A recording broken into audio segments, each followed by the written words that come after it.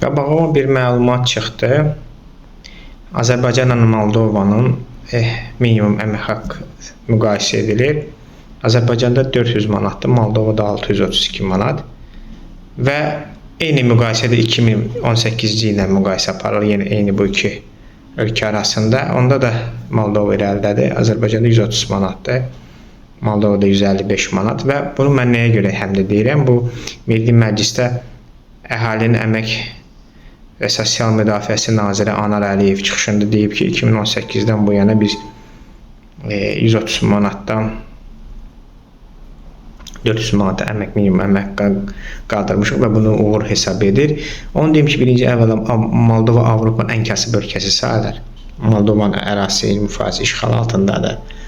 Moldovanın nə nefti var, nə qazı var, nə heç nəyi yoxdur. Amma Azərbaycan axırki ərazi bütövlüyünə qovuşdu. Qalib ölkədir.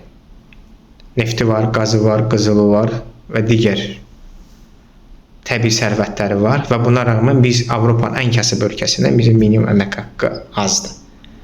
ÜDM-ni Ermənistandan azdır, Gürcüstandan azdır, minimum əmək haqqı Moldovadan azdır və bütün bunlara rəğmən biz özümüzü regionun lider ölkəsi sayırıq, varlı ölkə sayırıq və s. Və Anar Əliyev də bu yeni nazirimiz. Bu yeni nazirlərin əslində çoxlarının adını təzə-təzə öyrənir.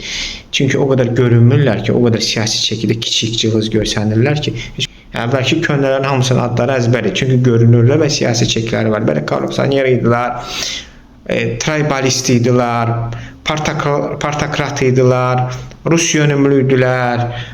Amma bir çəkiləri var idi. Bunlar da qərb yönümlüdülər, İsrail yönümlüdülər. Bunların çəkiləri yoxdur. Bu 30 ildə Qarabağ işğal altındadır. Bütün günahlar bunun üstünə atırdı bu hakimiyyət ki, biz Qarabağ işğal altında biz məsələn silah alırıq. Pullar ona görə. Şükür Allah Qarabağ azad elədi. İndi də bir 30 ildə Qarabağı tikirik. Onu başlayırlar. Bir 30 ildə onu deyərlər və bütün bu xalqın sosial vəziyyəti gündən pisləşən sosial vəziyyəti də bax bu vəziyyətdə, bu durumda olmaqda davam edəcək və buna da bəhanələr gətiriləcək və bunları da uğur kimi sırmağa çalışacaqlar.